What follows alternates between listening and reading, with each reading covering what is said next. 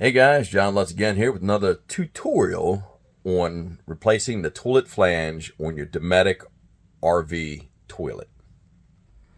Unfortunately for you guys, I've already taken the toilet out, set it in the tub here.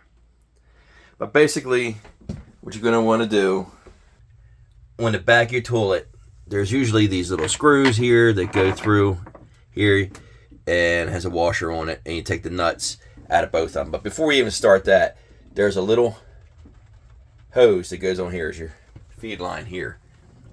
That's what that screws into, okay? So that's where your water will come through the toilet, make it all work and everything. But this is what we're going to focus on now, is replacing the toilet flange seal, okay? And this is what it looks like, just like this. And it does say this side down. So it's pretty easy and self-explanatory how this goes, okay? Now, you don't throw it in the hole like this, okay? It actually goes on the bottom of your toilet. And as you can see, there's the other flange. And it looks like it's got a little wear and tear to it. That's probably why it's been leaking. So, I've already got the little screws out. These tuck underneath the flange, like that. And the toilet goes on top. Then the washer goes over top, then the nuts.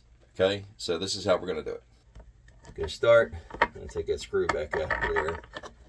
Remember, this is the one that keeps the toilet in place. So let's put that aside and take this old seal off. Wow, and it's very, very soft and pliable. And I can see that it's got some wear and tear to it. It's not super bad, but I was getting a little bit of a leak in there, so we're going to fix that now. So again, this is where it says this side down. This is the part that's going to face the floor. So let's get this going. All right. And, oh yeah, it's a nice fit too. Look at that. Look at that. See, it already looks better the way it sits. It's not like sitting up like an inch off of the rim anymore. The other one was really tucked back in there, so I'm gonna be happy with this. I can tell already. The kit I got from Amazon, and I don't like to plug Amazon for anything, but I just want to tell you how cheap it was. I mean, I got this for $9, okay, and it came with new flange bolts, new washers, new nuts, and it even has the cap, which didn't come with my camper. So when I'm done, I'll put this one back on top. And this is the thing that surprised me when I got the package. It says auto parts. I was like, auto parts? But once I opened it up and looked at it, I knew I had the exact same part I was looking for. So let's get to it. They are shaped a certain way so that when you tuck them in underneath the flange, that you can't be wrong, really. But I'm sure somebody can do it wrong, and if it's going to be anybody, it'll probably be me. See how easy it tucks it up underneath of that. There's a little lip underneath of here where that slides into, so that's what we're going to do here. This one's a little tight. Hold on.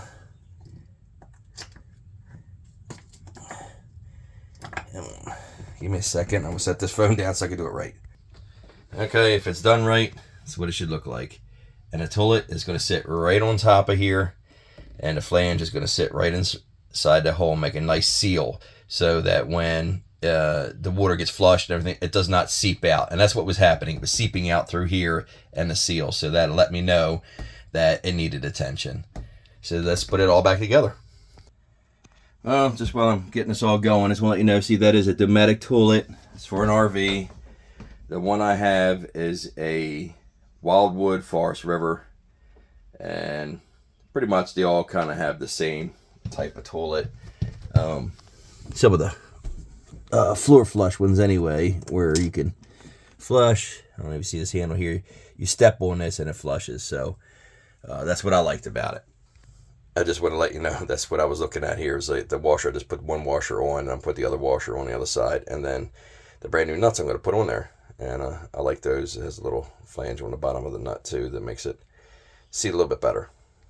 I just want to show you guys, I'm not a tiny guy, so it's not easy for me to fit into some spaces And I got to tell you, this has been a job for me to fit in here, but I'm making it work. So I've already got the washer on, and I'm hand tightening the nut here. And you can see that it's rocking, which means that the seat's got to sit down a little bit further, and then I'm going to tighten the nuts a little bit more. But in a nutshell, that's what it's going to be. And then we're going to put the hose back on, you know, the line back on there so the water will run through. And we're going to test it out. Well, it was rocking a little bit more than I'd like to, so I opted to sit on it to make it sit down, get that flange up in there a little bit more, so that when I do tighten it down, then I know it's got a nice tight seal. If you're a do-it-yourselfer, this is not hard to do. And even if you aren't, you know, hopefully these tutorials will help you become a do-it-yourselfer. Because in reality, if you had somebody else do this, you're looking at a service call, parts and labor. It's going to cost you. So far, the only thing I spent on this was $10 in parts. So that's why you want to be a do-it-yourselfer.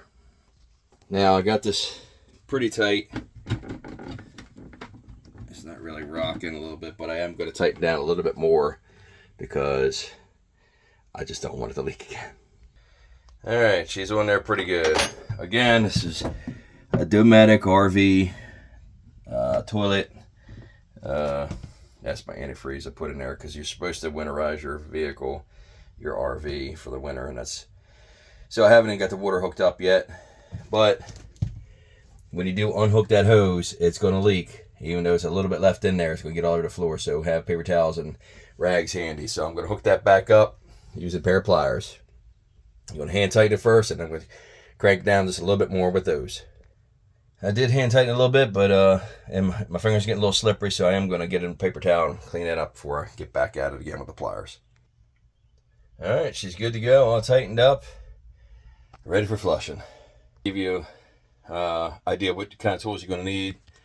I use box end wrench. It's 11 millimeter.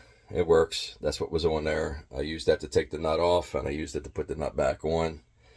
And of course, truss pair pliers. That's really all the tools I needed to make this happen. And that's all the tools you'll need to make this happen as well. So, for your first time do-it-yourselfers, don't doubt yourself. You can do it.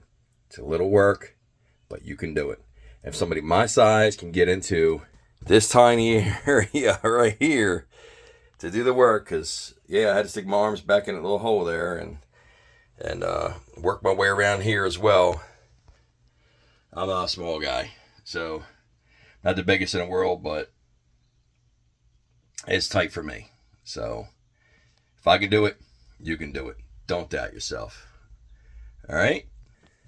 Again, it's a Wildwood Forest River type camper, and I've had to do nothing but work with this ever since I bought it. Bought it brand new. Right out of the gate, I had to fix the shower. Right out of the gate, I had to fix the sink. Right out of the gate, I had to do so much work to this thing right out of the gate. Warranty companies aren't easy to deal with. If you've ever had to deal with one, you know exactly what I'm talking about. Oh, we got to get this, we got to get that, and some warranty companies will give you brand new parts, and you'll get to work on yourself, which they do provide some brand new parts, but they really deter you from doing that. And they've just see these blinds here, the blackout shades. I've had them replaced every single year I've owned this camper, every year, and I guarantee you, I'll be replacing them after this season again.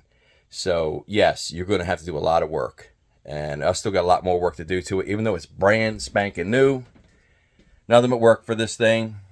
But I'm saving myself thousands of dollars so far doing it myself. Again, this is me telling you, you can do it yourself. Just gotta, don't doubt yourself. Give yourself some credit. You could do it. All right? Till next time, this is John Lutz with my tutorial. I know it's a little choppy. If you have some issues, hit rewind or pause or whatever so you can get back to it. It's not that hard. It's hard for me because I'm too big. If you're a smaller person, I'm sure you can get to it. So if I could do it, you can do it.